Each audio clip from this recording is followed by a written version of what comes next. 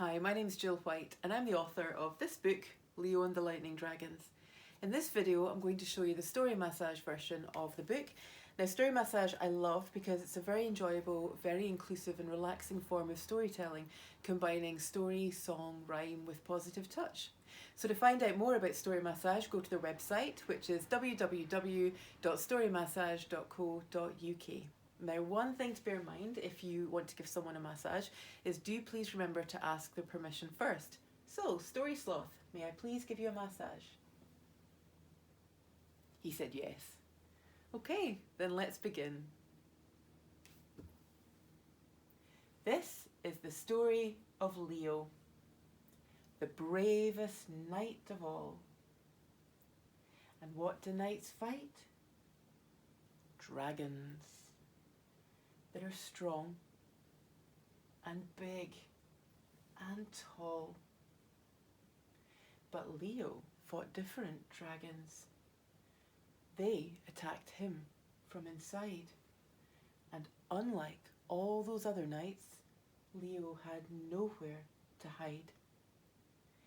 His dragons were not big nor tall, blowing fire, but instead they came disguised as lightning, crackling inside his head.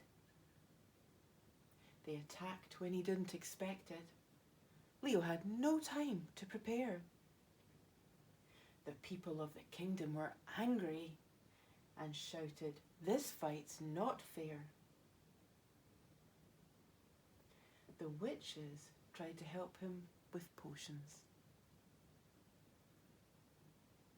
The dragons were just too strong. Then the minstrels played music to soothe them.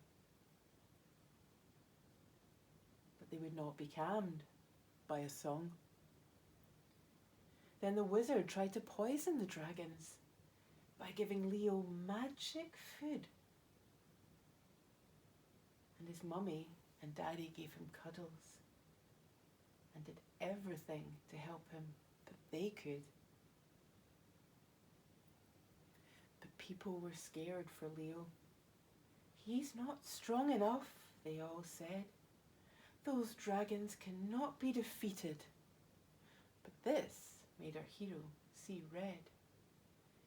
"Everyone is trying to help me, and I'm glad I'm not on my own. I'm going to show them all I can do it," he thought. "Then I'd really just like to go home." The lightning crackled and exploded inside our brave knight's head. But Leo fought hard as he could, until the dragons turned and fled. Now Leo's fight is over. The dragons forever gone.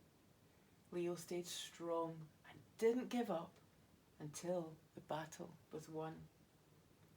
The townsfolk gathered and voted. They wanted Leo as their king. "You're the bravest knight we've ever seen," they cheered.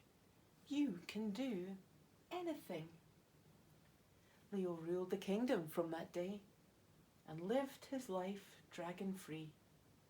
And the proudest of all of the townsfolk were Leo's family. The end. Thank you for letting me give you a massage. You're welcome.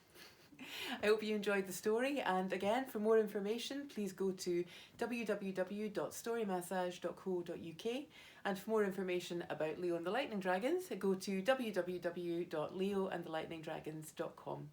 Thanks for watching.